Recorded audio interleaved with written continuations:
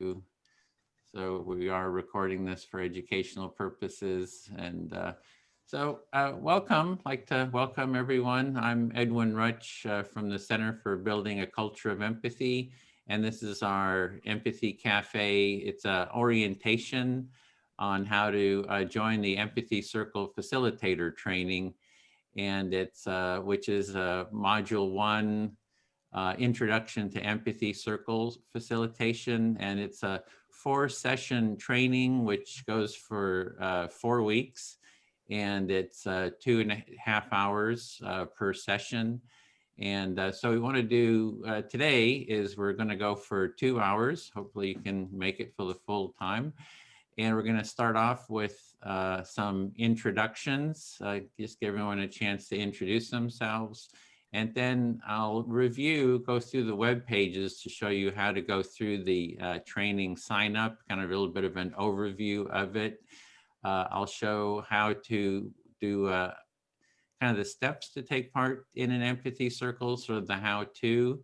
And then we'll actually do an empathy circle, divide into probably two groups, depending on how many people we have. And then we'll end with a short debrief of about 10-15 minutes. So to begin with, maybe we can just start with very short introductions, no more than 30 seconds, your name, where you're located, and maybe a little bit, just a couple sentences or comment of why you would like to be an Empathy Circle Facilitator trainer, and not trainer, but be able to host Empathy Circle Facilitator. And I'll start. I'm Edwin, as I said, Edwin Rutsch. I'm in the San Francisco Bay Area, and somebody else is trying to get in. I'm in the San Francisco Bay Area, and I just want to spread the Empathy Circle process as widely as possible, because I just think that learning this process just contributes to personal and really social well-being.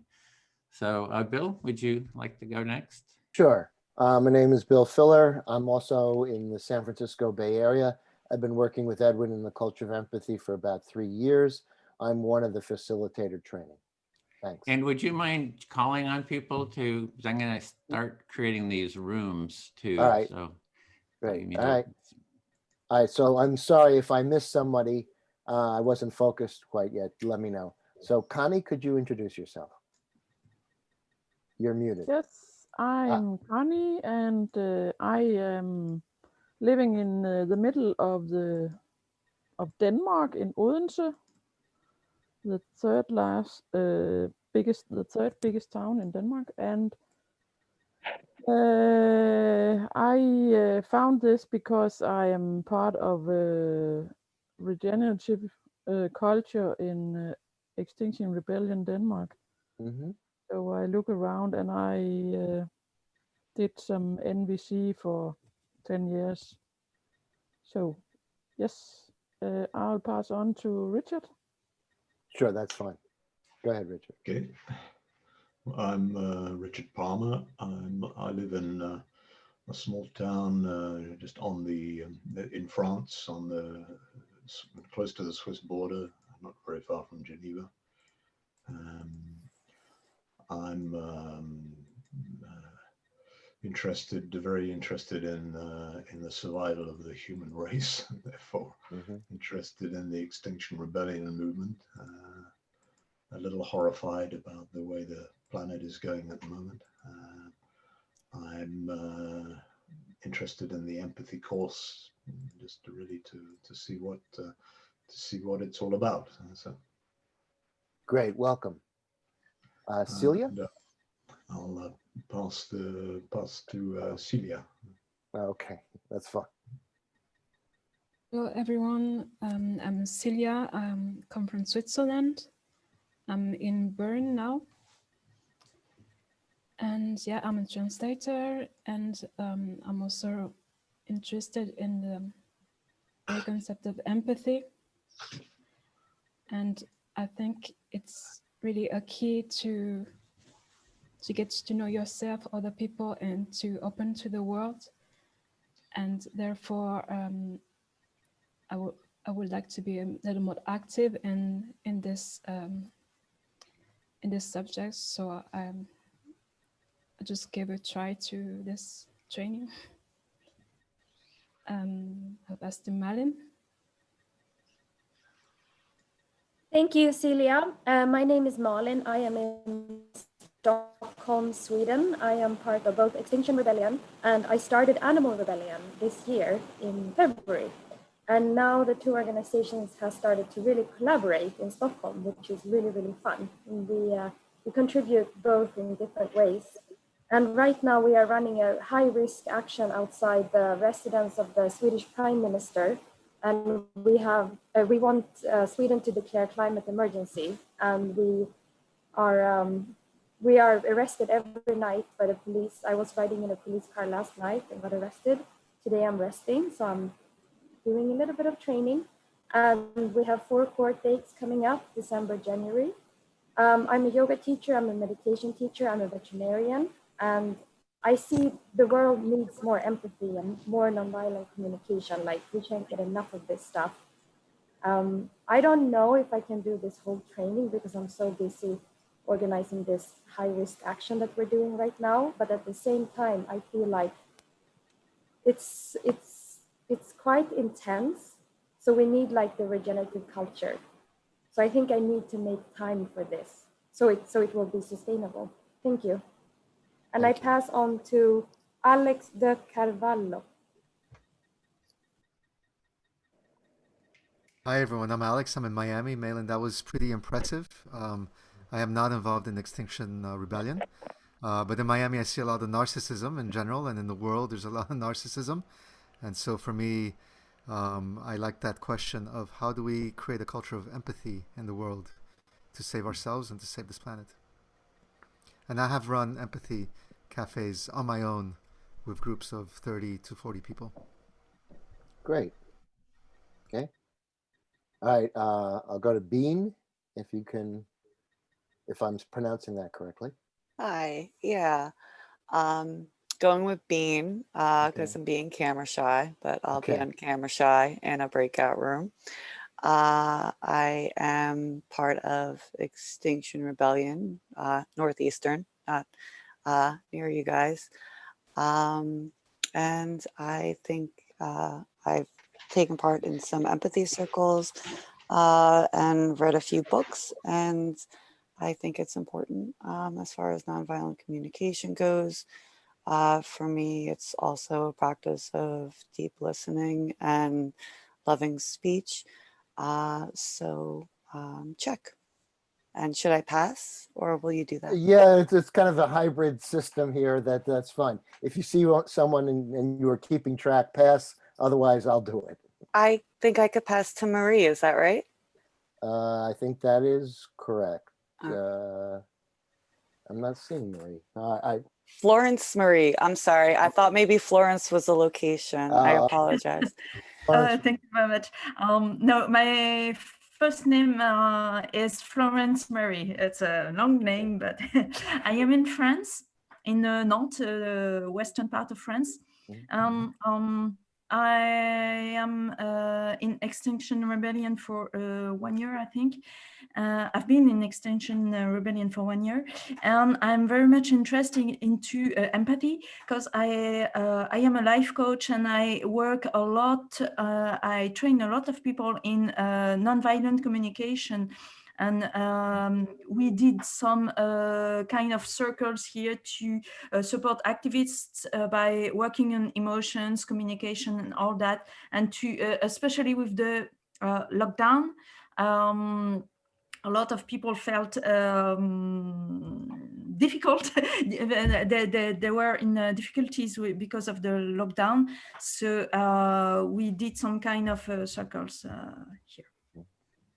And I'd like to know more about empathy circles, in fact. You'll find out. Because I've never been in an empathy circle, so thank you very much. I think you're in for a treat. Okay.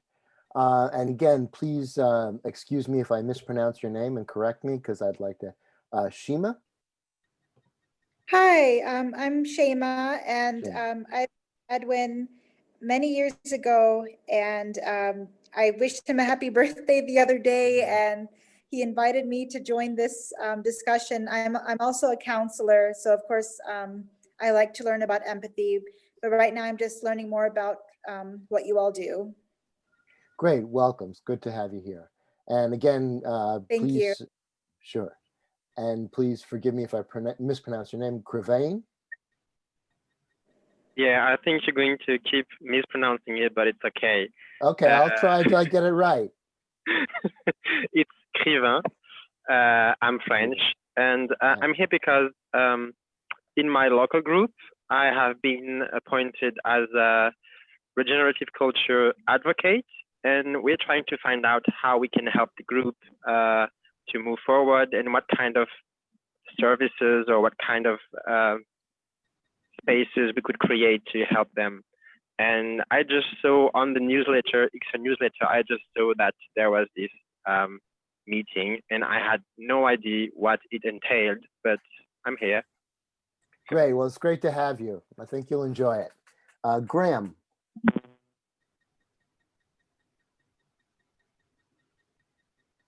Hello, can you hear me? Yeah. Okay, I'm Graham and I'm in the UK.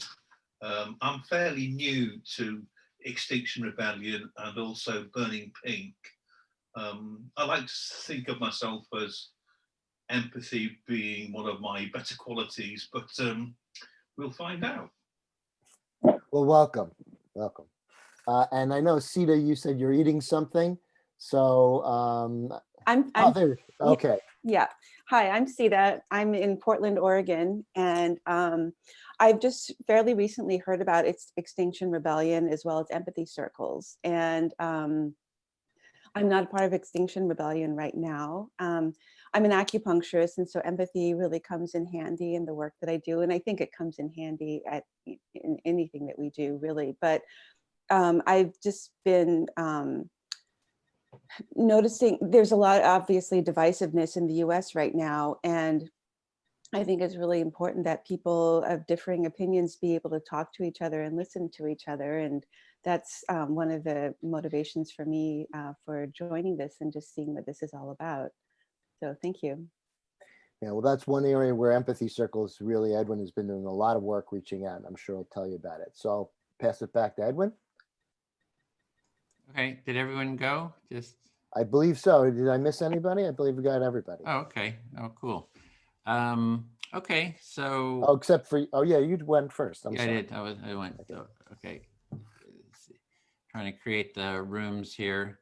So, so we're going to do next is we have sort of for the first thing is we had sent out a lot, notices to Extinction Rebellion. That's why a lot of people are here from Extinction Rebellion.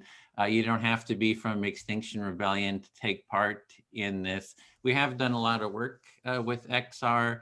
We had done a whole series of empathy cafes on the 10 values or principles of Extinction Rebellion, and had done 2 series of those, one for the US to Europe time zones, and then there was another one for the Europe to Australia time zones.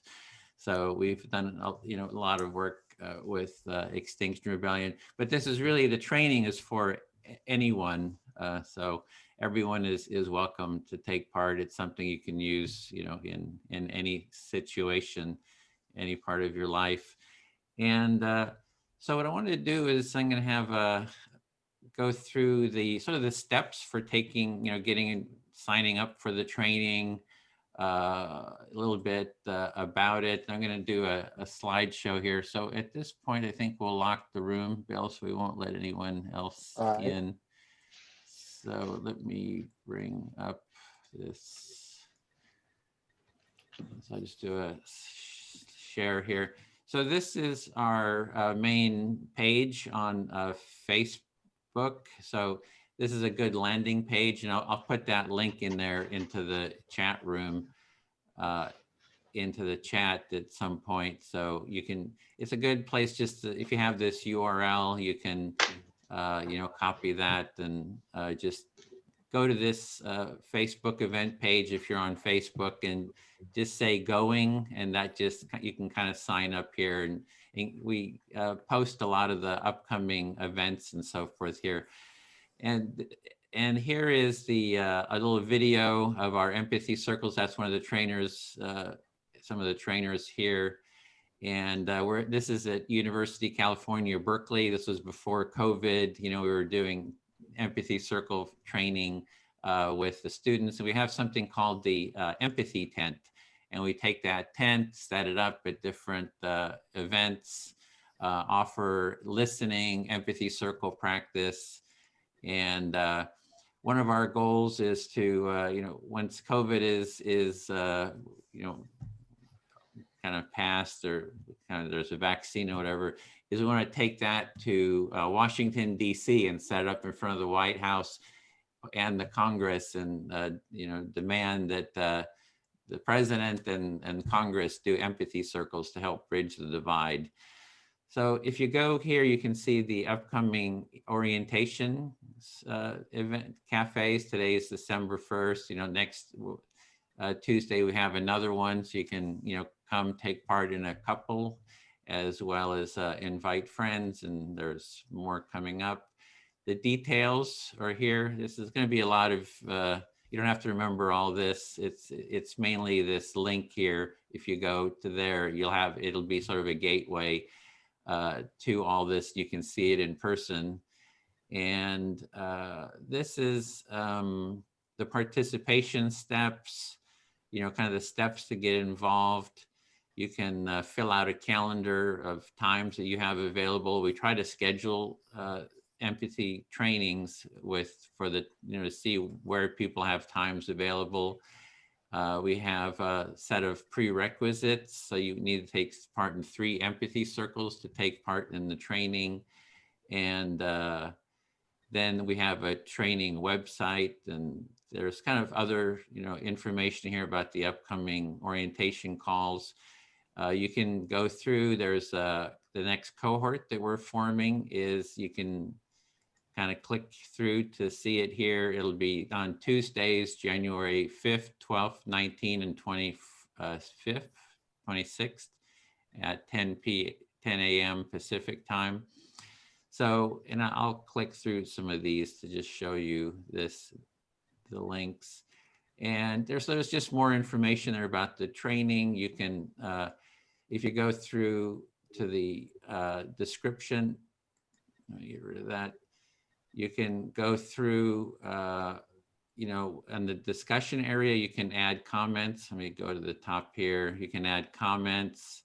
There's an introduction on how to take part in trainings, you know, 25-minute intro. We'll be covering it, just a little bit of that today.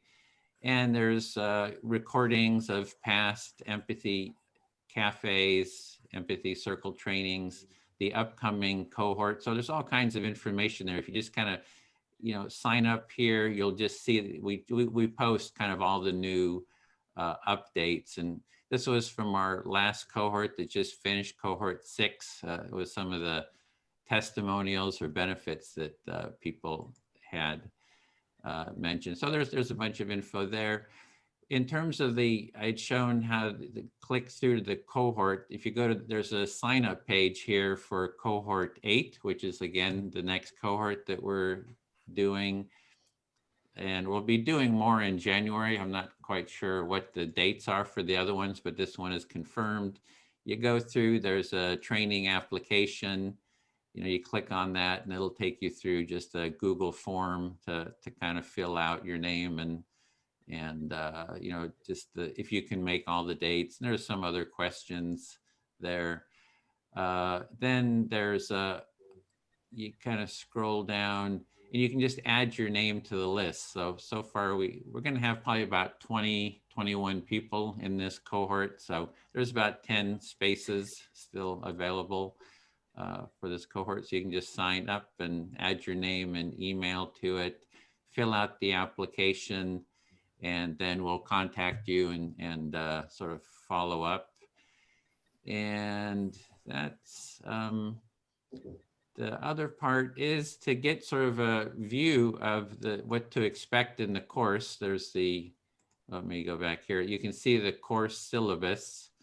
So, I mean, this is a lot. I'm showing you a lot. Hopefully you're not getting too confusing, but you'll just know that you just follow all the different links and you can kind of explore and just kind of see what's coming up. So this was our previous cohort, number 5. We're doing cohort 7, organizing for cohort 8. There's no cost to take part. If you want to donate, that's great to kind of help the work. You can, there's all the info on signing up, the application, and there's the actual sessions, the training outlines are here too. And there's just all kinds of resources that you can go through. All the stuff that we cover is here. So this is really the course outline. So you can go through that and get sort of a preview of what to expect in the training. So that's kind of the short of it, just sort of the logistics, the mechanics of taking part in the training. And you can also go to the empathy, and I'll put that link into here. Just this is kind of your main starting point here. And someone asked about the recording, and the recording it ends up in that Facebook page. We'll post it. I post it to YouTube and post it to that Facebook, to the discussion list. So you'll see it there. And you can see all the previous ones too, as well as we record the trainings, and most of the training, you can go through and get a little bit of a preview of the training by watching the previous ones. So you get a bit of a early intro to it. So let me just open it up. That was a very brief, and I know there's a lot of material there, and it might be a little hard to follow. The main thing is you go to that link, and then everything links off to that, and you can kind of review it. So is there any sort of questions before we go into a little bit more about the Empathy Circle itself, about the training, or let me just take any questions? Yeah, Florence. I've got a question. It's more about empathy circles, but Okay. I was wondering if there was some specific stuff about self-empathy. Well, or is it just about empathy to others? Because it is empathy. We don't go into self-empathy so much, but definitely self-empathy is part of it. We're defining empathy as sensing into someone else's experience, as well as sensing into your own experience. So one of the things with the Empathy Circle is when somebody listens to you and you kind of share, which you will experience a little bit late in a few minutes, when you share your experience, you kind of go deeper and deeper into your own experience, which is sort of a self-empathy. And having someone listen to you actually supports your self-empathy, connecting and understanding yourself. So it's definitely, central to what we're doing. But the training doesn't go so much into, that topic. This is just the module 1 where we have, in terms of the training, you can take part in some empathy circles. You can learn how to facilitate an empathy circle.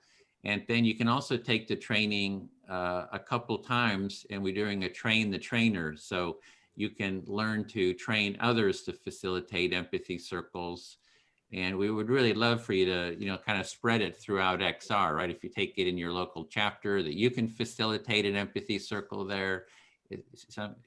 Some people mentioned regen. I think it's really central core to regenerative culture, to really connect with each other, hear each other.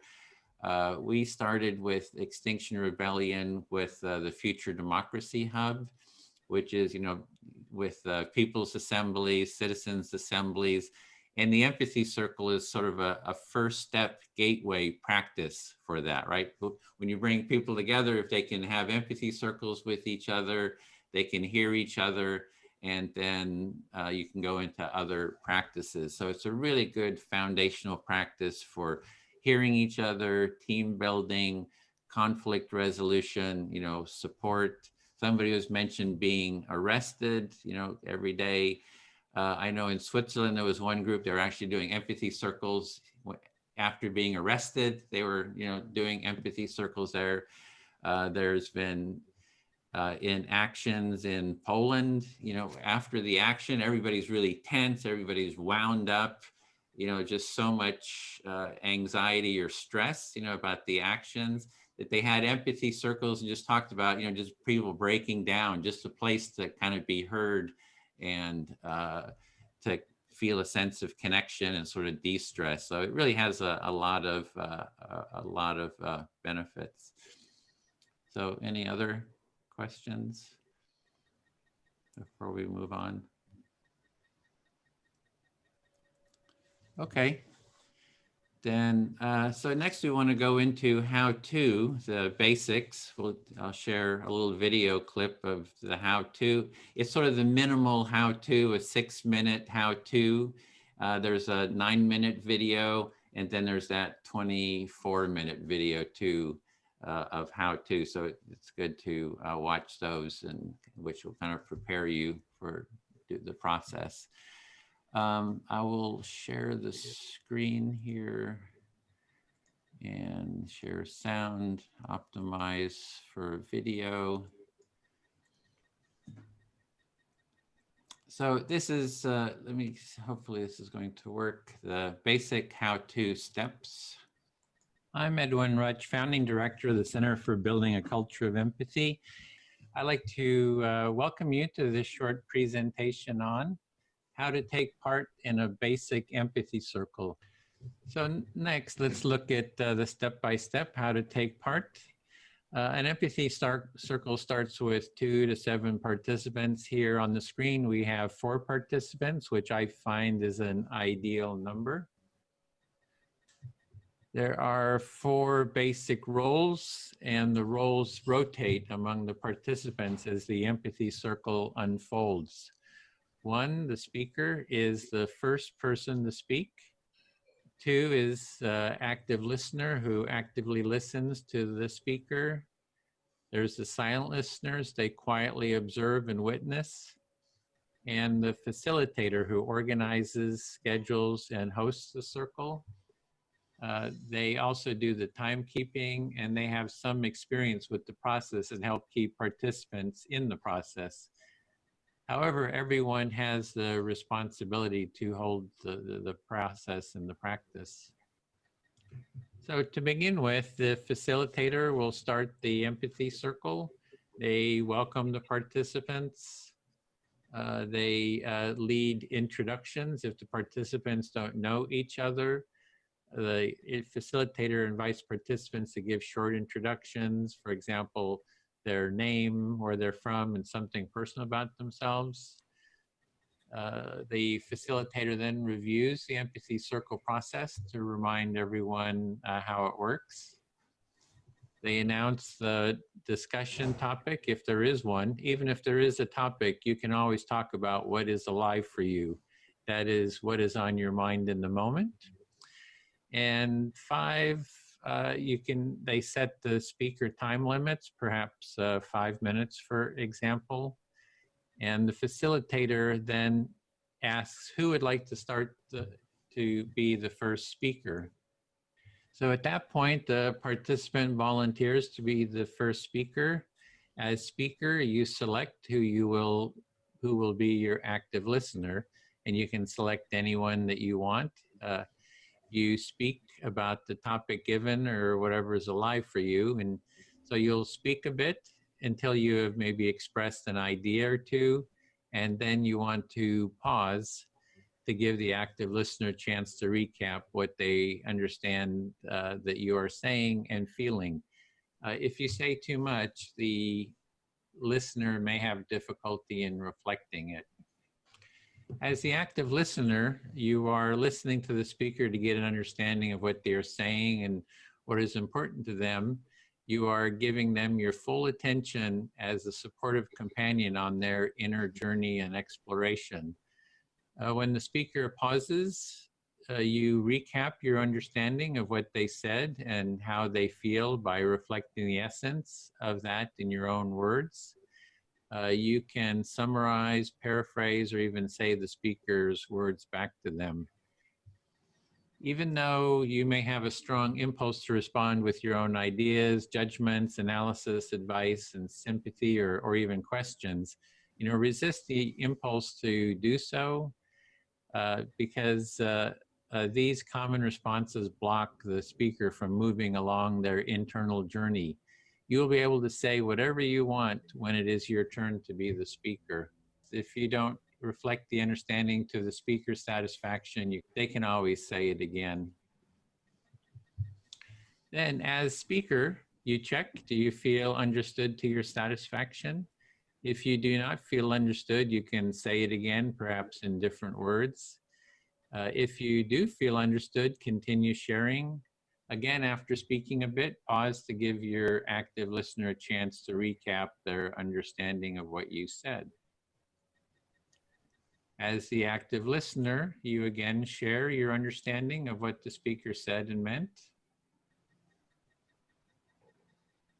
The cycle of speaking and reflecting continues until you, as the speaker, do not have anything else you'd like to say, or until you get a signal from the timekeeper. If you get a signal from the timekeeper, then finish up what you're saying in a sentence or two. After you get a final reflection, you can end your turn by saying something like, I feel fully heard, or something like that to indicate you are done with your speaking turn. At that point, the roles then rotate. The active listener becomes the speaker. The person they select becomes the new active listener. For everyone having equal time, it is good to select someone that hasn't spoken lately, but it is your choice. The others in the circle become the silent listeners. This process of taking turns in speaking and active listening continues for whatever time is allotted for the empathy circle. And this was just a very short introduction. The best way to learn the practice is taking part and doing it. There is more in-depth material on taking part in an empathy circle and facilitating one at empathycircle.com. Thank you for listening. Okay, so that's the basic how-to. Hopefully some of you have also seen the videos, so you have a little bit of an orientation to the process. And we do want to go into the circle now. Let me just see. Alex, are you still there? Alex, I'm not seeing your video. It looks like it turns off people's video, huh? Automatically. So are you willing to facilitate an empathy circle? Because we can do 3 circles and we need a 3rd facilitator. Are you Sure, able I to? can do that, yeah. Okay, cool. So we'll have 3 circles. And the topic is, what is your experience of the empathy circle? Where you're in the circle, just talk about what your experience is, or you can talk about whatever is alive for you. So if you have something going on in your life that you want to talk about, you're always free to talk about like what you have energy to talk about. And so we're going to divide into 3 empathy circles. Bill is going to facilitate one. I'll facilitate one. We're going to have about an hour, a little bit over an hour and 5 minutes or 10 minutes and then I'll give about a 5-minute warning before we come back into the full circle. So we want everyone to sort of experience the process. And we're going to be doing 5-minute turns. So the facilitator, as I mentioned, will be keeping time. I hold up something like this time. When your time is up, at that point, you just sort of wrap up what you're saying and get your final reflection. So I think we're ready to go into the rooms. everybody ready? Any last questions? I think. Okay, here we go. So see you when you get back.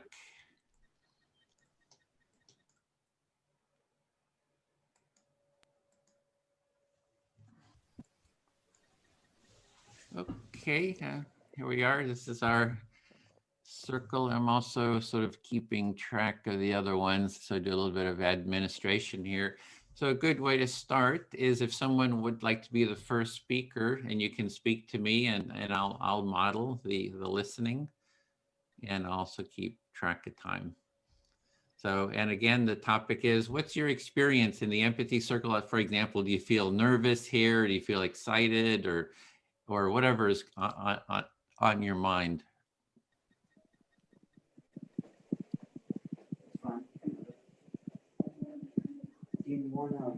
So somebody want to be the first speaker? Yeah, I'll. Okay, listening. I'll speak. Well, I'm new to empathy circles, but I have had a little bit of experience with nonviolent communication teaching, and I from what you say, there seems to be some slight crossover between these. Empathy circles, to me, seem to be a very good way of communicating with people with groups of people in such a way that you don't create conflict, which is something to be wished for. Okay, well, let me reflect what I've heard so far. So this is a new process to you, but you do have, I'm hearing, understanding, experience with nonviolent communication. There seems that you're seeing an overlap there, and also you see that the empathy circle could be a good way to sort of communicate with people to sort of avoid conflict. I think you're. Yeah, I mean, in my in my work situation, I work in I work as a civil engineer, and I'm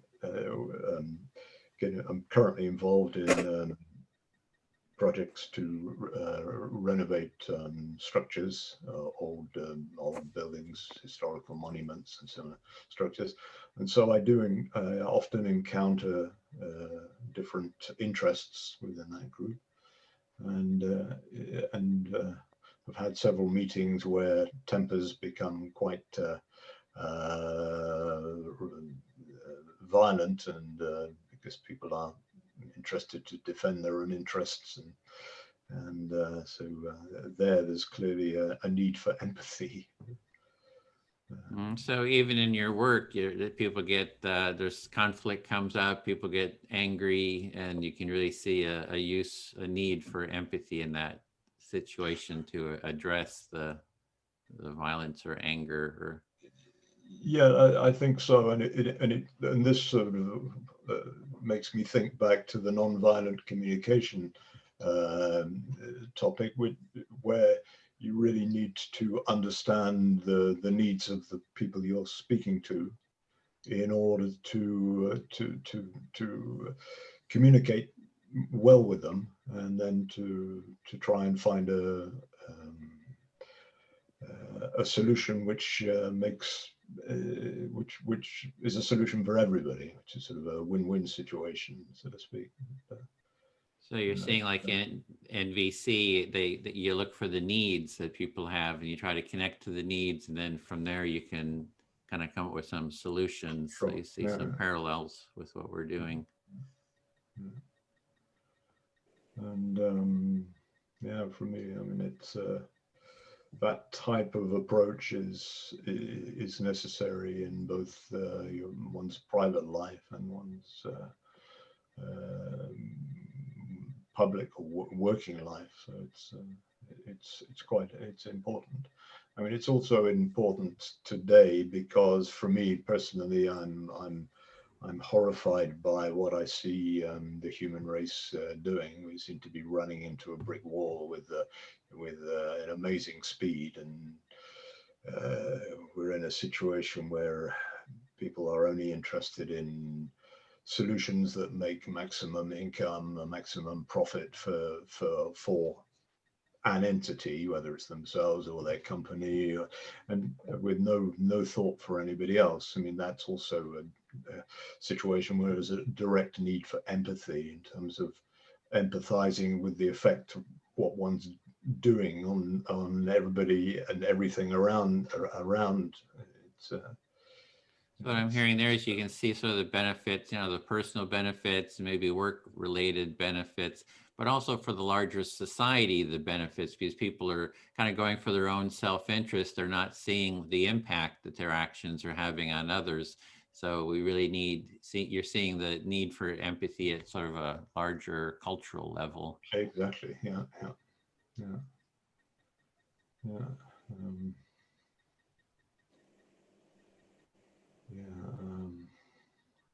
Yeah, I think I've run out of things to say. Sure. Okay, you run out of things. Say what you can say when you're done. Well, you can say, I feel fully heard, and that just something that. I mean, I'm sure I'll have other ideas, but this is a bit new. Sure. New to, so, okay, then it's my turn to select the speaker. I mean, a listener, and I'll speak to Shima. Okay, and I'll start the clock here. Yeah, Richard had mentioned nonviolent communication and the similarities. They both had the Empathy Circle is also based on the work of Carl Rogers, and NVC is started by Marshall Rosenberg, who is a graduate student of Carl Rogers. So it's the same foundation, you know, kind of philosophical, you know, practice foundation as NVC. The Empathy Circle. So what I heard you say is that Carl Rogers is a very important person for the Empathy Circle and also for the NVC group. So you were just noting the similarities and their philosophical basis. Yeah, and the thing with the empathy circles, I think it's just an easy first step towards empathy. Like, you know, like nonviolent communication is it takes a lot of training, and it's very, you know, helpful practice to learn, you know, deepen your awareness of feelings and the needs. But the empathy circle is just something that's easy with minimal practice. You know, somebody can just step right into it. So I think that's one of the benefits of the empathy circle is and it's also, yeah, and I'll pause there. And you were just saying that one of the benefits of empathy circles is that they are simple and easy to learn, and nonviolent training is also beneficial, but you feel that the empathy circle is probably a better place for people to start. Exactly. And it's also a gateway. There's a lot of practices were developed out of Carl Rogers' work. There's something called motivational interviewing. There's something called focusing, which was, I mean, there's different people who were like students of Carl Rogers, and then they created the kind of different versions of the practice in more depth. And that's like focusing, motivational interviewing, and there's a lot of other practices that came out of his work. So you were just saying that the empathy circles use practices that came out of Carl Rogers' work and came from students of Carl Rogers who kind of took his ideas to other levels. And some of those ideas are motivational interviewing and focusing. And there's also practices like human-centered design, you know, that's something that's done in the design community that, you know, where empathy, the idea is that anything that you design, you need to be empathize with the people you're designing for, because you're going to have an impact on your product or service on them. So you need to be able to, you know, that empathy is core. So it's really So the empathy circle I see as sort of a good first step, easy step to a lot of other practices, you know, so, and yeah. So you were saying, you were talking about human-centered design and how it's all about, you know, understanding the people who you're designing things for. And you were just saying again that the empathy circle is just an excellent place to start for teaching people about empathy.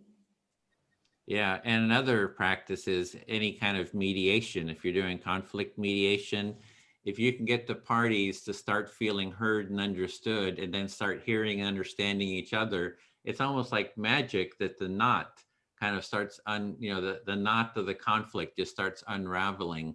So again, you know, for even learning mediation, just practicing the empathy circle is a really good first step. Right. So you're just really, you really believe that the empathy circle does promote peace and mediation, because sometimes all it takes is just empathy to unravel the knot and to get people to be more in peace with one another. Yeah, and finally, it's with the XR, Extinction Rebellion, we worked with the future, as I mentioned, the Future Democracy Hub. And I think that that's sort of a missing piece for democracy. Is the first step of democracy is people being able to hear and understand each other. And again, that's where empathy comes in. It's like, if you want a democracy, I think that's something that's really been missing, is like a focus on empathy. And that's what we're trying to promote too. Right. And so you're also saying that empathy is necessary for democracy to work. And that's another reason that you're passionate about building empathy. I feel fully heard. Thank you. Great.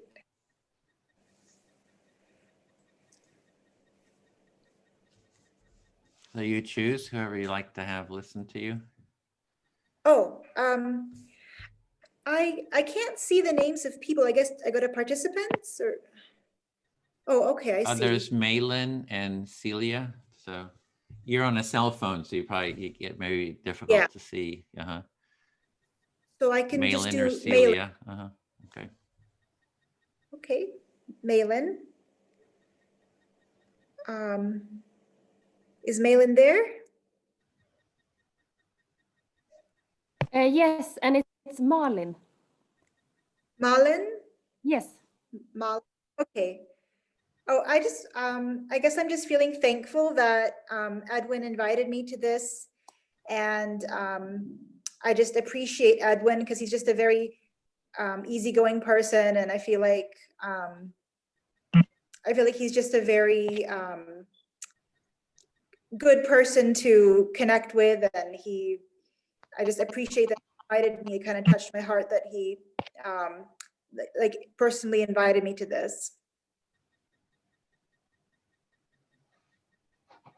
So when I hear you, you are feeling gratitude and appreciation of Edwin who invited you to this. And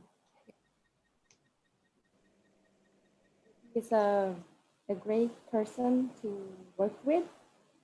Yeah. Yeah. And I think maybe there was something else.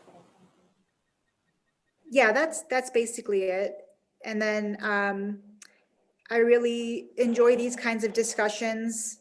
Like I really, as a counselor, I really, I find it interesting to learn about empathy. And, you know, we can think that we know about empathy, but there's always something more to learn about it.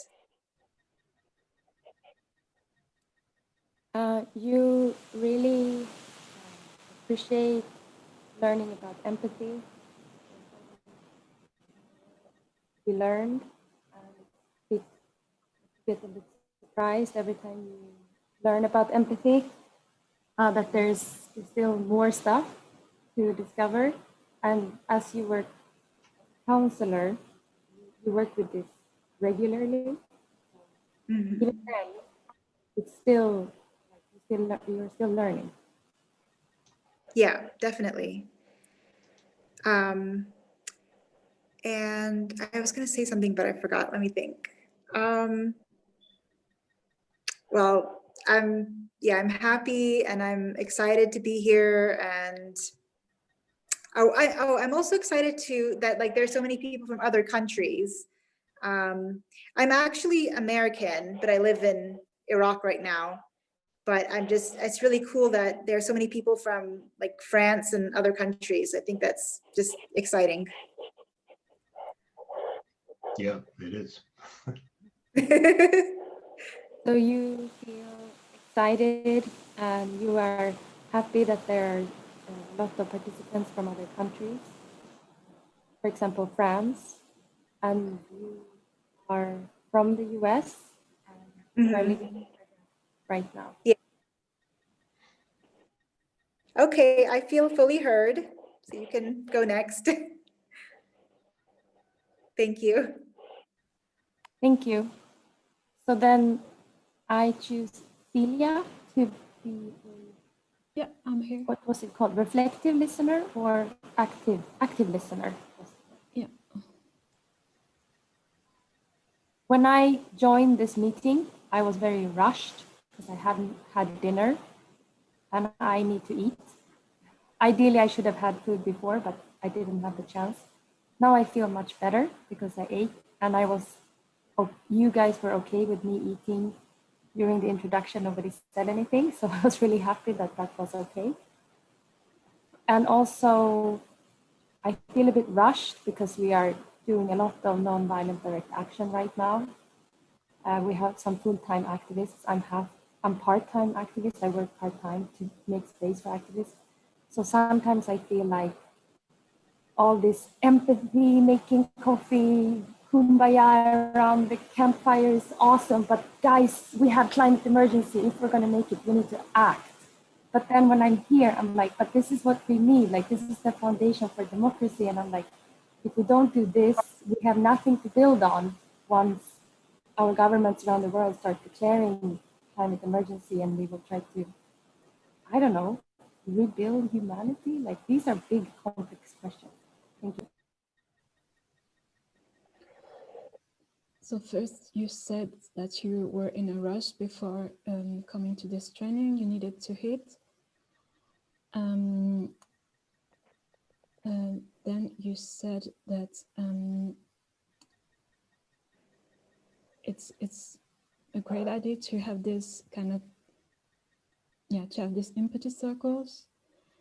But as a part-time activist, you feel also the need to act and you were saying also, I didn't hear you quite well at the end because there's your microphone doesn't sound really good. I hope I got this. That you you were preparing to a lot of actions to demand the climate injured urgency in Sweden, so that you were very involved in this. Yeah, thank you. It's so cool to hear somebody like all the stuff that I said up, but I feel heard. I think I spoke a lot, maybe I overwhelmed person listening, although I do feel heard. And I feel better now. Like, the climate can wait. It's so nice to have empathy circle. But then on the other hand, it's like not. So I have like a lot of feelings going on right now inside of me.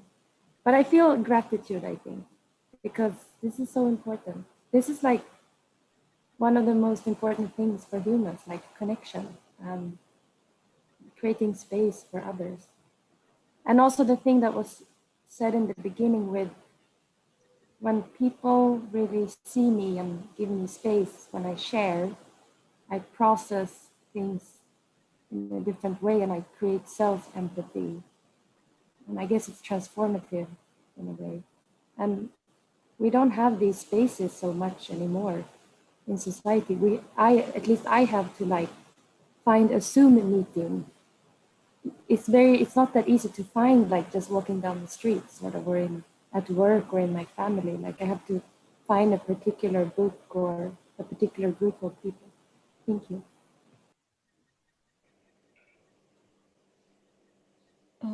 You were saying that you felt hurt. Then you said that, yeah, there is this climate urgency, but that we still need to find time to do those empathy circles or activities, that it's really important. And that there's a need for space for that. Like in our society, there's no much space to have those kind of conversation, of empathic conversations, that you needed to find a group like this to express really your feelings like you do now. Yeah, thank you. I feel heard.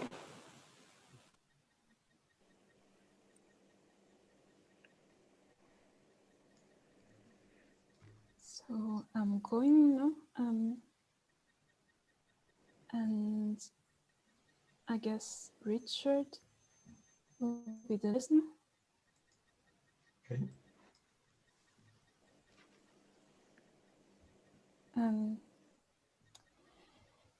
So yeah, I think those empathy circle are really important too. First is really good to train ourselves to listen, because in real life, I mean, when you talk to someone, you're making judgments about the people you talk to, or to yourself, and yeah, you're not really focused about what this person is saying.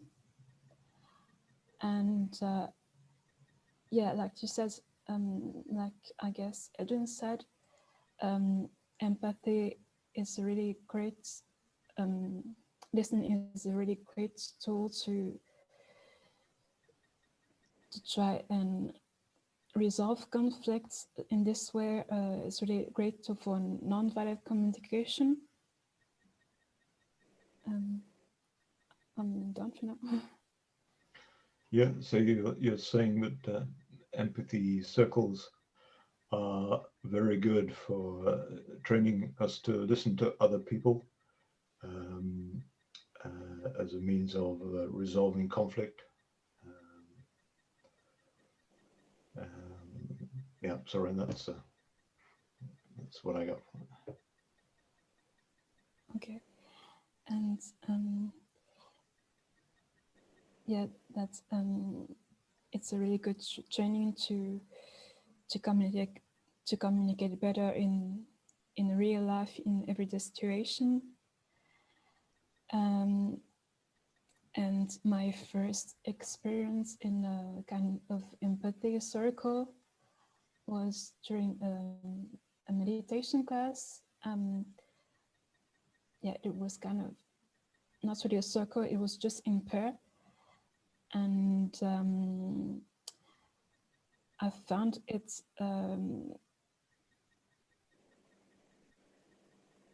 quite easy to talk, but it's more difficult to listen and to focus on every aspect, maybe not every aspect, but what is really the other person saying. And it's difficult to reflect what this person was saying. Like, I mean, at least I put a bit of pressure on myself, because I want me to reflect in the best possible way what this person said. But yeah, in this experience, the lady with who I had this kind of empathy circle was really happy because she felt heard, and she said something really nice that at a certain time I found really the word that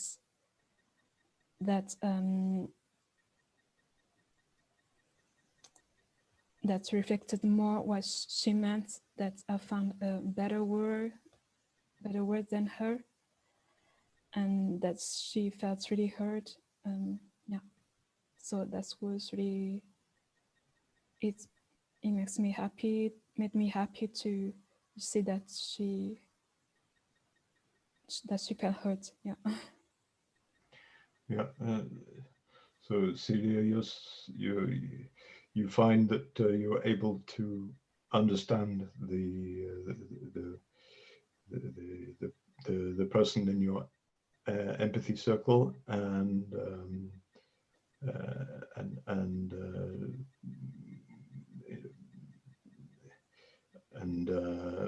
made her feel much more much happier because of that. Yeah.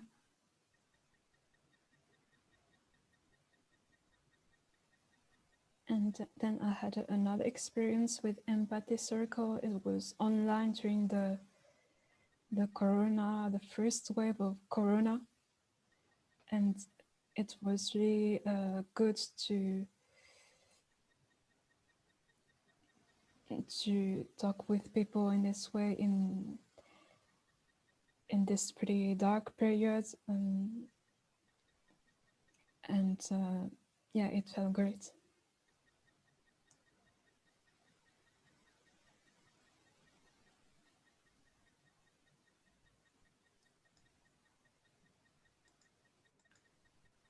Are you there, Richard? Looks like your video's frozen. Oh, Yeah. Oh, well, you are. Sorry, Okay. yeah. I wasn't sure what was going on there. Everything went quiet. Yeah, so Celia, you're saying that you find that it's very useful. It was very useful to speak to the empathy circle about the COVID problem and the stresses that that's putting on us all. Mm-hmm. And that was the time too. Yeah, 5 minutes.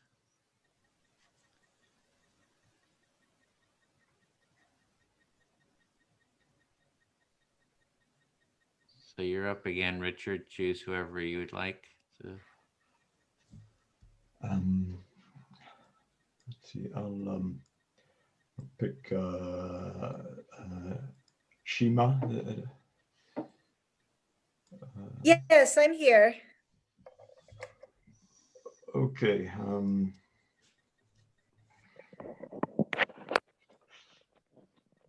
Yes, talking about COVID, if I may, because that's a particular issue at the moment.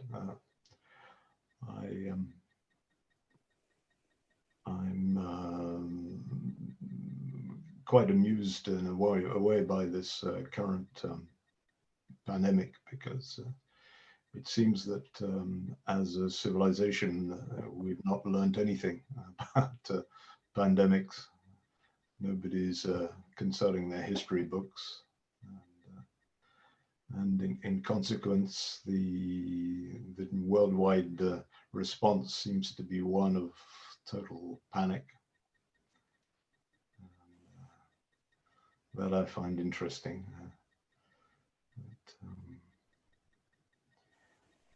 It's hard to understand the approach of different countries and different governments and different regions to this problem, because nothing seems to make a whole lot of sense.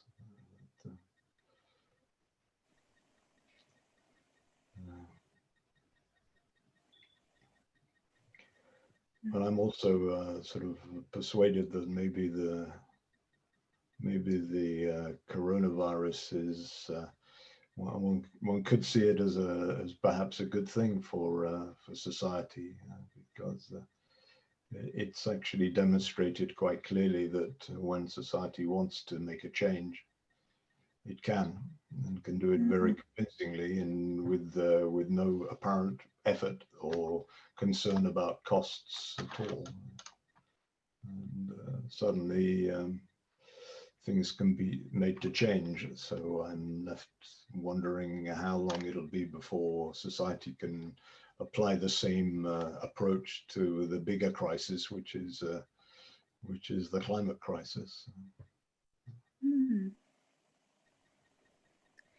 Okay. So you said that you find it very interesting to reflect on how the world is responding to the coronavirus, and they should be learning from history, but they're not.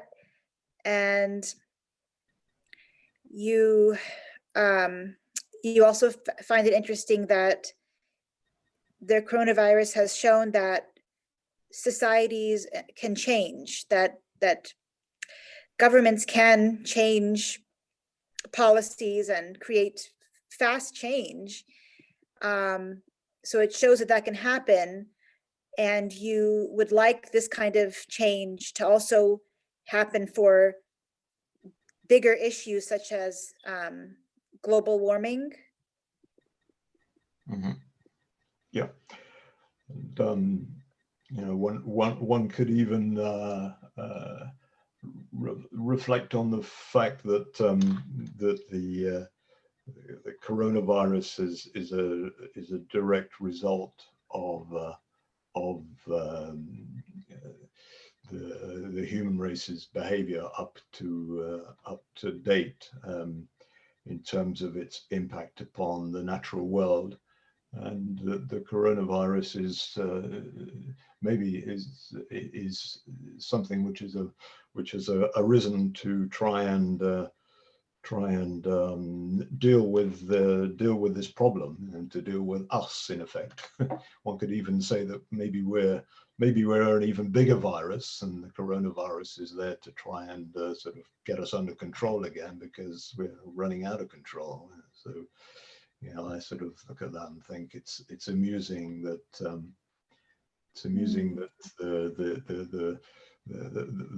the reaction of the human virus to the coronavirus is to try and defend itself and to survive the virus, which is yeah, just an amusing reflection on my part.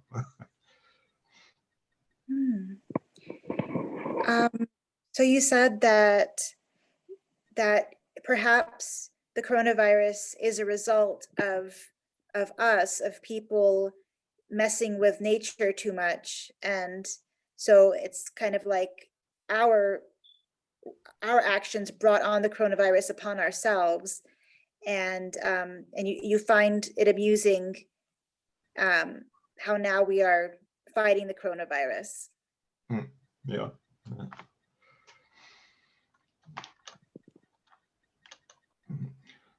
Okay, well, I feel heard, so I'll stop there.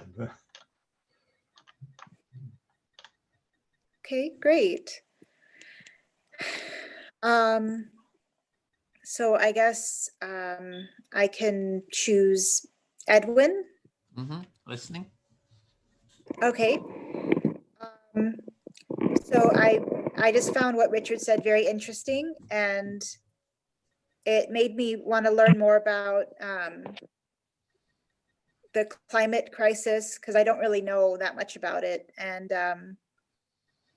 I think it's interesting that he's passionate about the natural world and about people, you know, wreaking havoc on nature. And it's something I felt like I should learn more about. So you're hearing Richard's passion about dealing with climate crisis and the effect that, you know, humans are having on the environment, and makes you curious about learning more about it, because you don't know that much about it. Yeah, yeah. I thought it was interesting that he said that he felt like the climate crisis is a more pressing crisis than the coronavirus, and just curious again to learn about why he thinks that way. And you're hearing him say that the climate crisis he feels is more pressing than the coronavirus. And you're curious why he thinks that. Yeah. And yeah, I just think it's really interesting to hear everybody's ideas. I've been really enjoying hearing everybody share their ideas tonight. And really enjoying just hearing everybody's ideas. Just, yeah, sitting here enjoying that. Yep. I feel heard. Thank you. Great. Then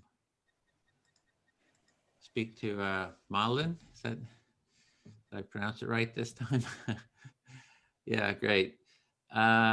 So what I was struck by your activism. You know, you're saying, oh, you're very active, doing all this activism. That's one thing I appreciate about the Extinction Rebellion. It's very action oriented. And so I wanted to kind of explore that a little bit and how it relates to empathy.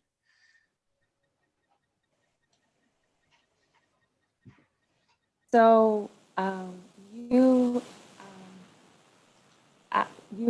asked if you pronounce my name correct,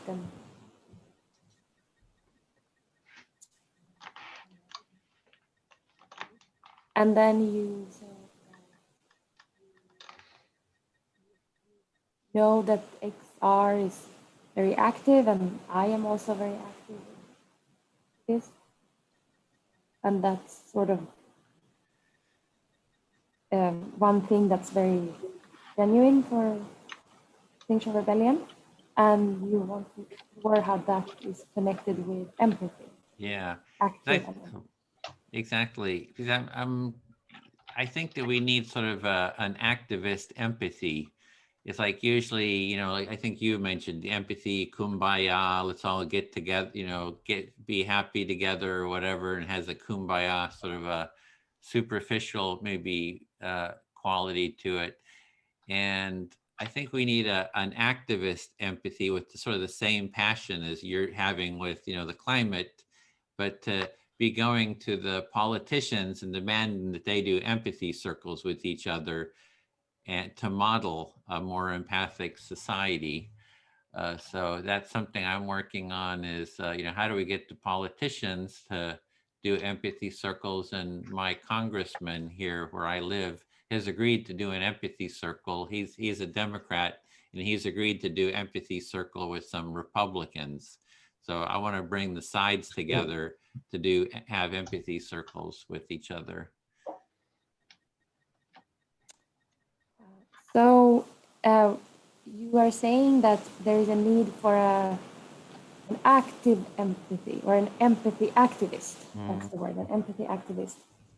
Because there is this superficial view of connection or empathy, the kumbaya cliche, which is a bit not representative for what we are actually doing here. And we need to bring empathy into the political sphere or room. And you are working on it. And you have managed to set up an empathy circle with a local politician who is a Democrat, who will do an empathy circle with Republicans. Mm-hmm. And it's a congressman, so he's in, you know, he's in our Congress, which is sort of like your parliament, right? And I hope to, you know, we have this empathy tent, which you saw in the video, and I would like to go to Washington, D.C. and in front of the Capitol. And I think I mentioned that, you know, set up the empathy tent, and we demand that Joe Biden, for example, take part in when he's president, take part in an empathy circle to really spread the practice. So if he would do it, you know, especially if you would do it with Republicans and we modeled, you know, sort of constructive dialogue, I think it could really help get the word out. So this local politician that will have an empathy circle with you and the other political side, they are actually congressmen. Mm-hmm. And you are also looking forward to go to them, set up an empathy circle with the politicians there and invite Joe Biden to do it, because then it can really spread and take on, that's the word. Yeah. And even for dealing with issues like climate change, unless the sides are talking to each other in a constructive way, I don't think it's going to get addressed, because there's that polarization, for example, on, you know, issue of climate change. And you know, you got to get the sides talking to each other to do problem solving. So again, you know, for democracy, that layer of empathy, that foundation of empathy is very needed, I think.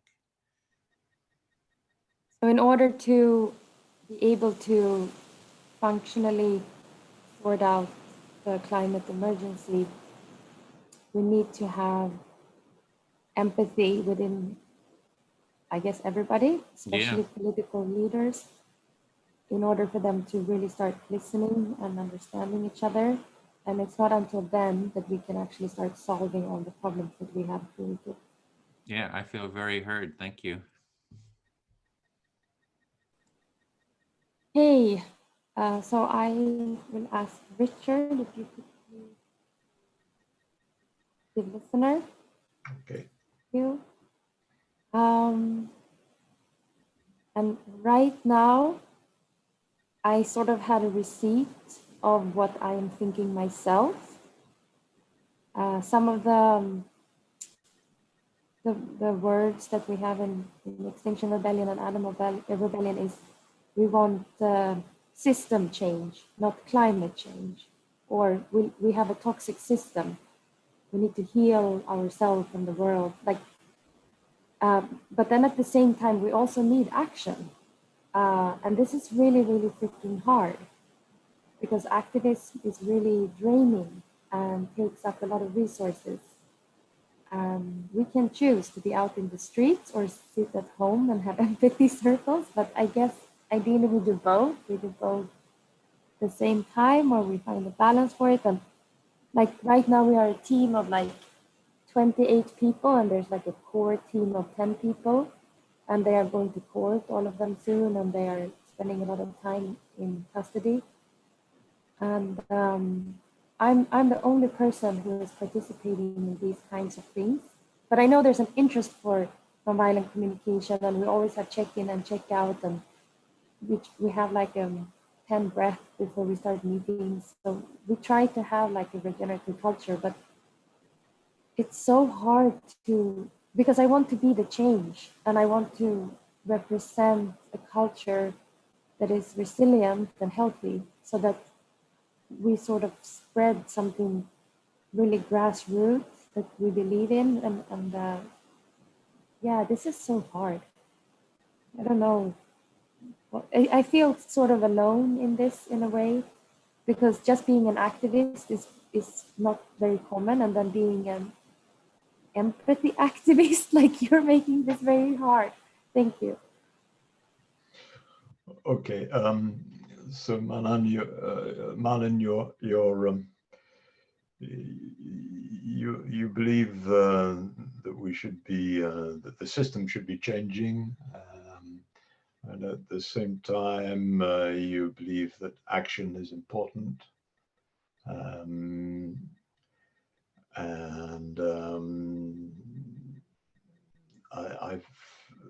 I get the impression that you feel a little bit frustrated by the situation at the moment, and that you sometimes feel alone.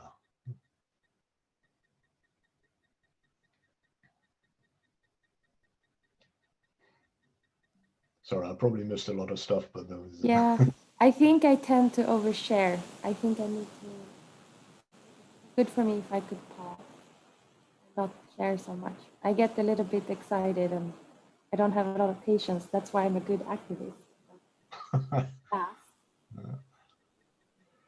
Yeah, and also like it's already sort of a niche to be an activist and to be an empathy activist. It makes it even more complex, but it's really important for all our meetings and our circles and planning and actions and when we're like in the field. So this is really important and good stuff. I hope I can bring some of this thinking back to the group and inspire them to, you know, join you guys, like join the, I think, and that there are people who are interested. It's just that they have like, you know, they have lives, they have kids and they are divorced and they need to cook dinner and we go recycle stuff and pay bills. So it's, how do we make that life puzzle work and still try to change the world for the better? And also be the change ourselves. So you believe that adding empathy to your activism is a very positive thing. And I also hear that you're very passionate about this cause.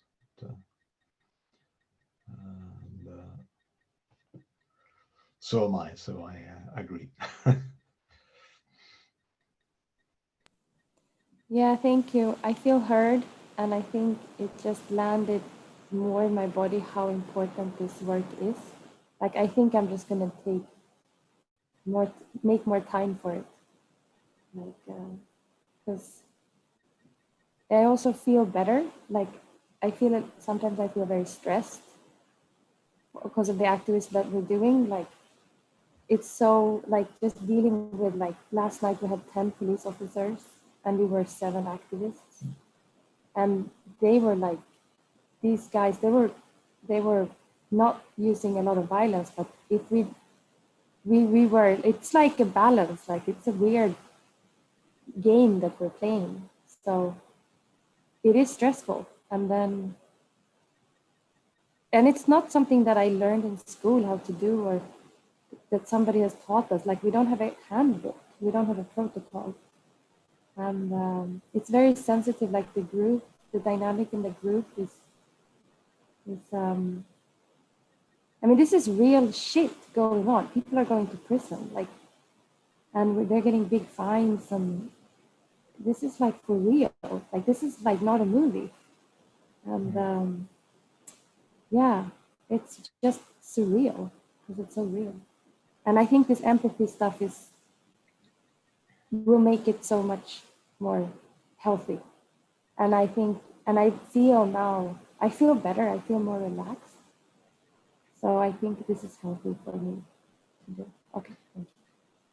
So I hear you talking about the stress of being an activist against the climate problem, and also the different temperaments of the people your fellow activists, and how you believe that introducing empathy into the equation will improve the result. Yes, I feel heard, because that's a great way of saying it. Improve the result. Yeah, I'm done. Yeah, thank you. Okay.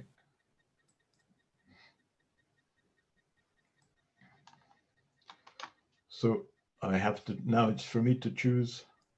Yep. Okay. I choose Edwin. Okay, listening. Yeah, I'm really very bothered about the climate situation. I find it quite appalling that ever since the start of the climate accord meetings, where a lot of politicians and people with power and influence have made promises it's appalling that so far nothing has been done. You know, there's a lot of promises, but no action. And you know, I understand that's why I understand the need for Extinction Rebellion, because you know, the only thing that's going to cause any action is by making people sit up and take notice, and ultimately the only way you can do that is to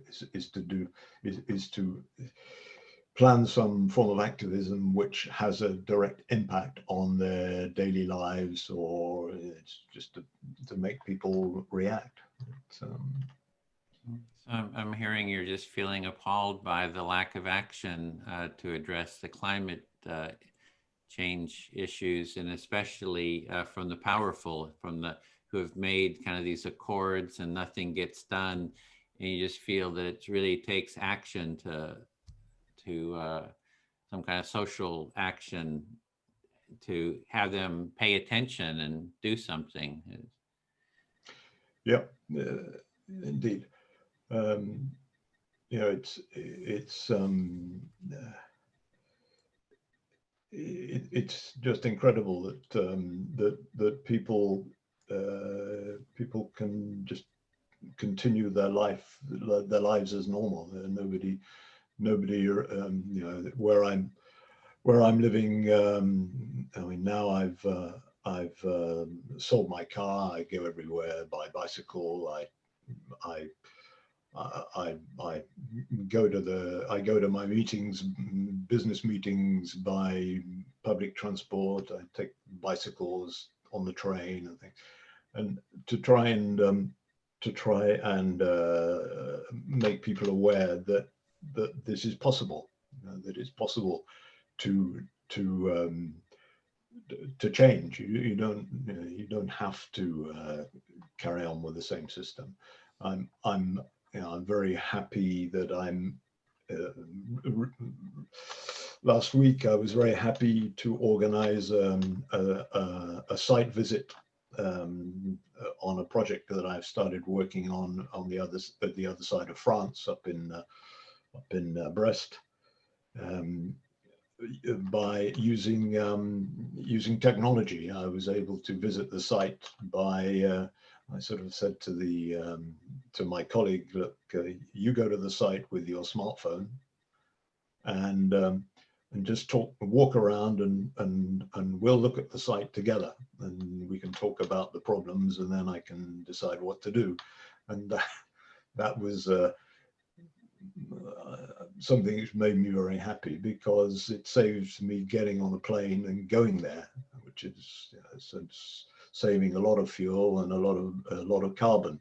You know, so there's many things that you can do if you're prepared to change, or to look at a different approach to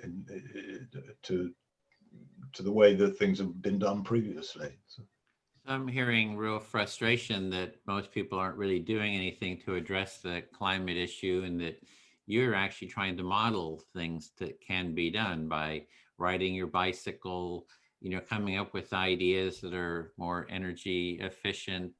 For example, having your friend go videotape this site and come up with sort of creative ideas, and to address the problem, take responsibility, and you're really just trying to model it for others. Exactly, and I think, you know, it's important for all of us just to lead by example. You know, it's the only way for me. It's the only way to get the message across. Yeah, so you really just feel that leading by example is the way to, you know, show people how to get the message across, and that you're actually doing it, and you're sort of modeling that. Yeah. And that was the time, 5 minutes. Okay, well, thanks. I feel heard. Great. Celia, can I speak to you? Okay. Yeah. So let me just sit a little bit, kind of connect with what's live for me. Yeah, I'm feeling some real excitement that we had such a variety of participants in this cafe. So just kind of celebrating that feeling. I'll pause there. Yeah, so you're happy to see all the different people that came to this cafe? And I like the talk about activism, because I really want to do empathic activism. It's like, you know, we had this empathy tent, we set it up in a lot of places before COVID started, you know, and it really helps to get out there into the public, you know, and be on the streets, and you really get sort of attention there. So yeah, so I really see the importance of doing that. But in the meantime, I think what we're doing here is, you know, creating the training, because I want to get a really good empathy circle training together, and sort of a whole process and system, so we can, you know, people can become trainers. So for example, Marlin can take it to her group and train, you know, be a trainer for the whole 20 odd people in her group there. So, you know, it's really, so I think the training part is right now is a good time for doing the training.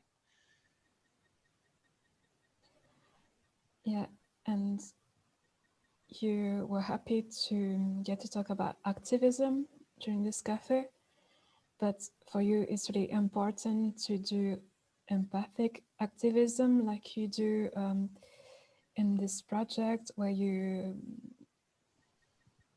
put a tent on public area, so people feel involved, people can come and see what we are doing. And also for your training, it's really important for us to spread this idea of empathy circles. Yeah, it's to develop this training. Like right now during this winter, I really want to really focusing on developing the training. We have one module, we have a train the trainer. So we want to create a second, third, fourth module, you know, maybe. And so really focusing on developing the training and spreading that training and improving the training and getting people to learn it so that they can take it. So once COVID is over, we'll be, I mean, I'm 65, just turned 65. So I'm sort of in a higher risk group, you know, with COVID. So I'm very cautious about going out in public. So like with what Marlin is doing, you know, being around people, being arrested. I mean, you're around a lot of people, and that's kind of a risky, not just, it's risky for COVID, but then, yeah. Yeah, so you're focusing really on training now during this winter. You're preparing and developing modules to spread empathy circles, and you really want other people to become also trainers, so they can do their own empathy circles and go out there meet other people. And Joe Biden had talked about empathy. People were saying, oh, he's very empathic. And he said something like, you know, empathy's matters, you know, because we need to heal the country, and that's what I'm going to work on. So he had advocated for empathy, as well as when he gave his acceptance speech, on the screen were big screens behind him, you know, and he did his acceptance speech and said, the people have chosen empathy. And so that kind of cycled through other values. So, and people are kind of skeptical. So, oh yeah, politicians, you know, they say everything, but at least it's out there. It's that there is sort of this interest in he's demonstrating of the importance of empathy. And so I think for our activism, it'll give us something to speak to when we set up the tent in front of the White House. Well, Okay, you said you want empathy. Let's do it. Yeah, and regarding Joe Biden, he said on his last speech that he really wanted empathy in America. He really wanted to put that forward. Mm-hmm. And so you had this idea of putting Dan in front of the White House to really encourage him to really act on empathy. Exactly. I feel fully heard. Thank you. And I choose Shema.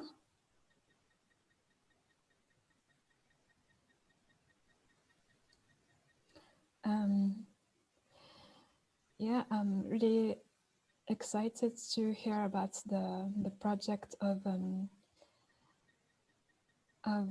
Edwin.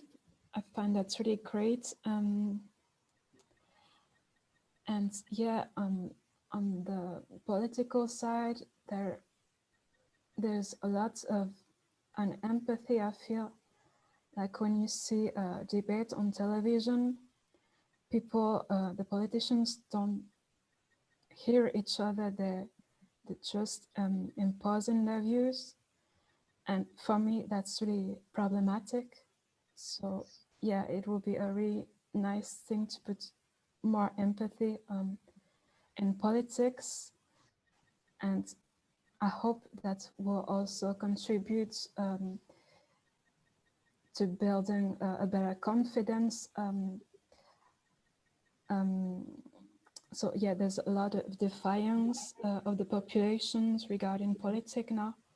And I think that empathy could be a solution to deal with that. Yeah, I'll go with that.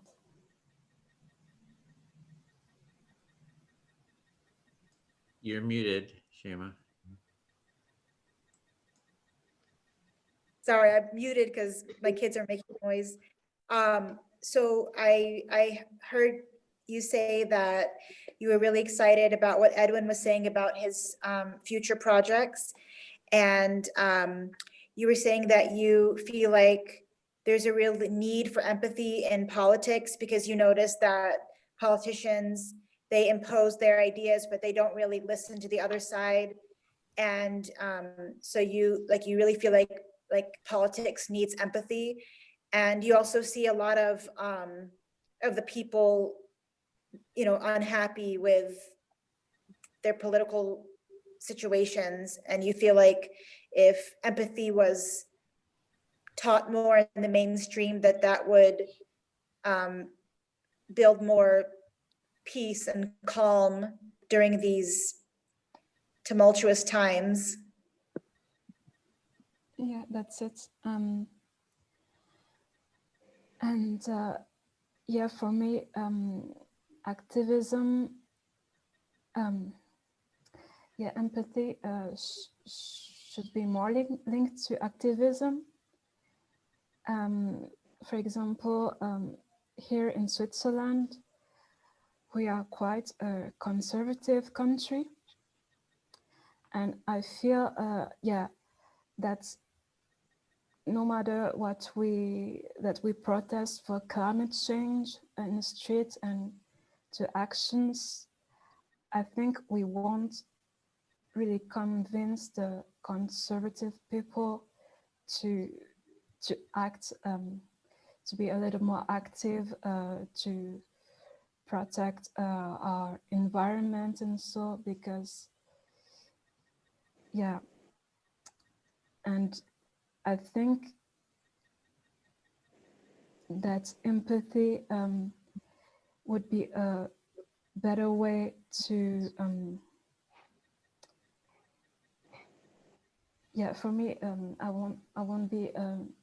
don't want to be judgmental, but I think those people, for example, there was a referendum on a political subject last weekend in Switzerland, because we are a direct democracy. and the results or that the population accepted that the governments give funds for war weapons.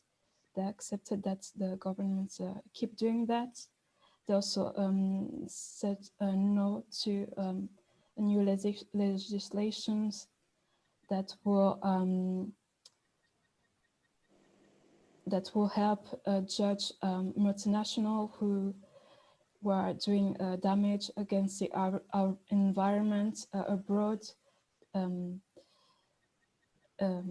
Yeah, for them to get judged in Switzerland. So I was really disappointed by those results.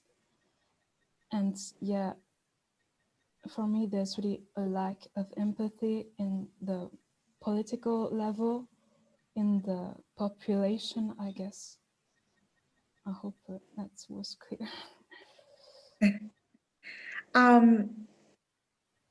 So what I heard you say is that you feel concerned about your government in Switzerland because it's a very conservative government and it lacks empathy, and it recently passed some rulings about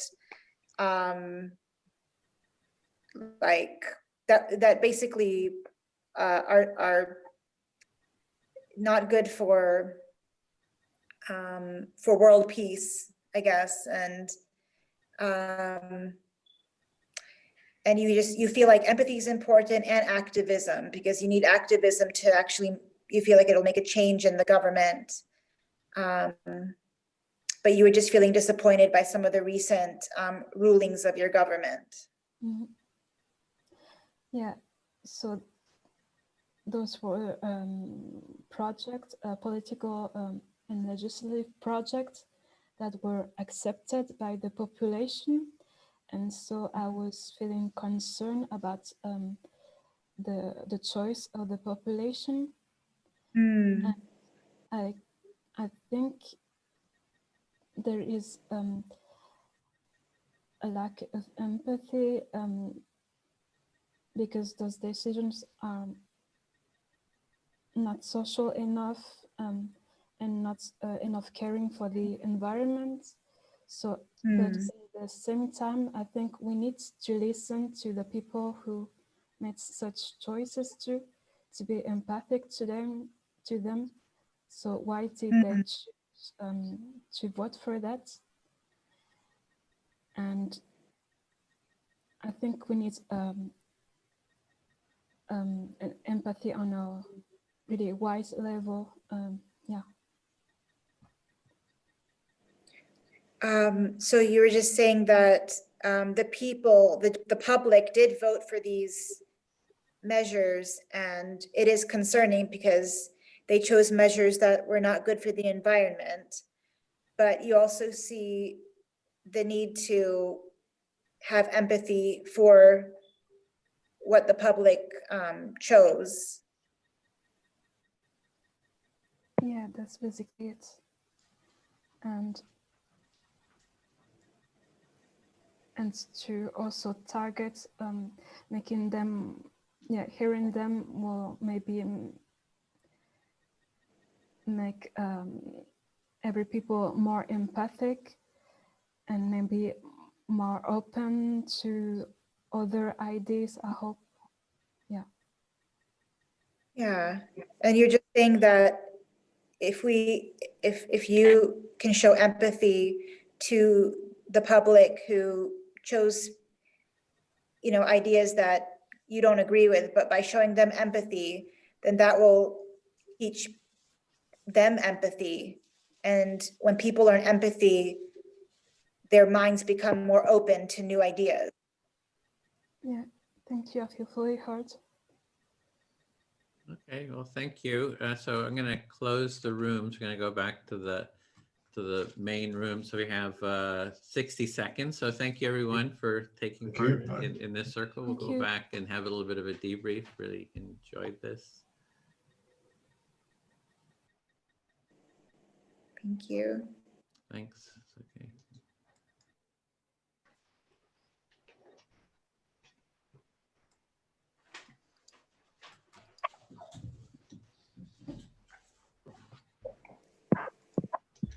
Okay. A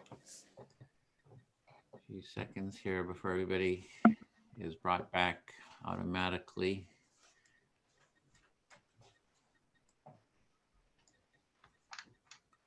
I think room 3 is still, looks like they haven't closed yet. There it comes. Okay, well, welcome back, everyone. We just want to go around and just take about 30 seconds to just debrief how was that experience. And I'm also going to put into the chat, while people are speaking, I'll put in the chat for, oh, there it is, for cohort 8. That's the new next cohort. If you're interested in signing up, if the times work, you can click that and also sign up for the training in January.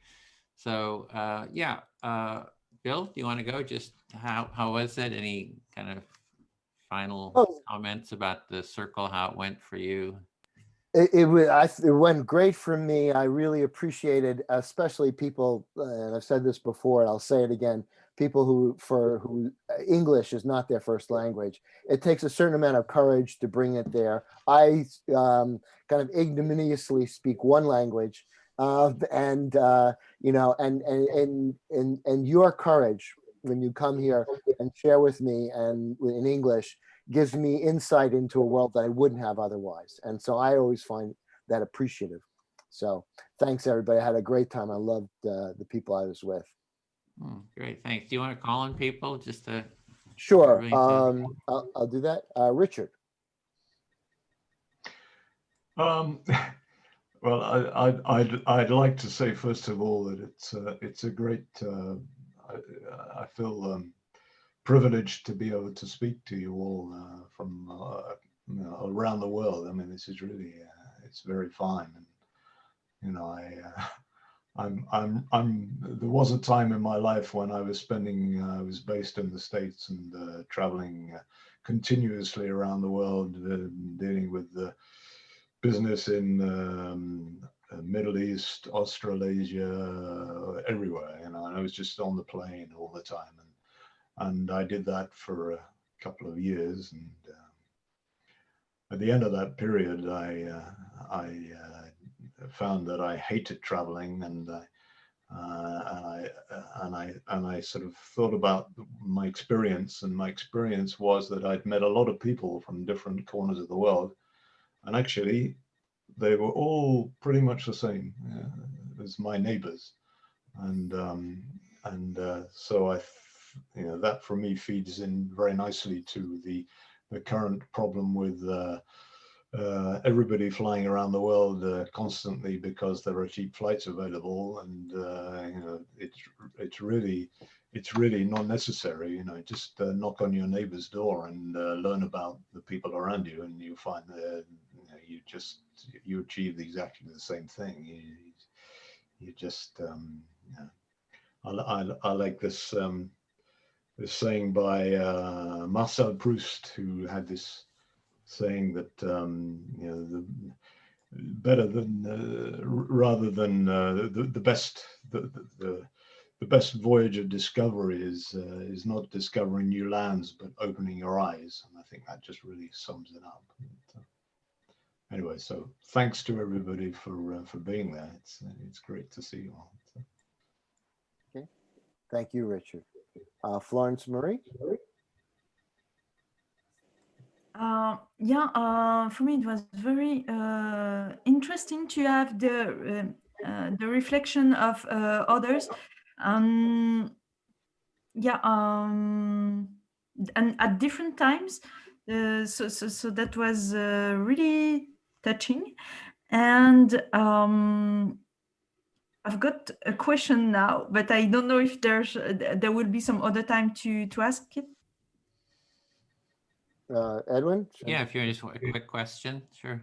Yeah, I was wondering in empathy circles if there was a kind of frame or set the rules before doing it, or to avoid the interpretations during the reflections. Yeah, so it's like how to listen better. It sounds like how do you listen more clearly, and that'll be part of the training. It's it's sort of an ongoing practice. Like how do you get better at listening, and not kind of adding your own comments, and how do you deepen your listening? Okay, thank you. Thank you very much for the team. Thank you. Connie. Yes, this was very interesting and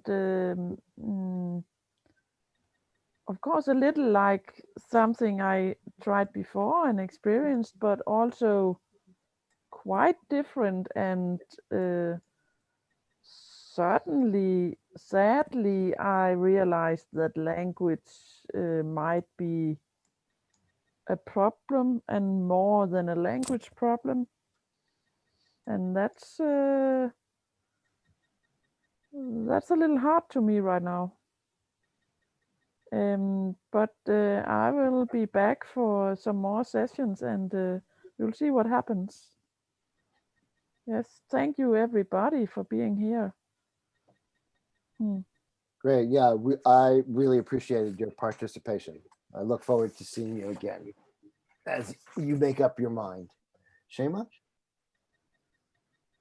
I really had a great time with my group. I loved my group and I learned so much from everybody who spoke. And it just reminded me of the power of empathy and just listening, just how it's a simple idea, just listening, but it really is a powerful thing. Great, thanks. Sita? Yeah, I had a great time. And I also want to echo, it's lovely to see people from all over the world.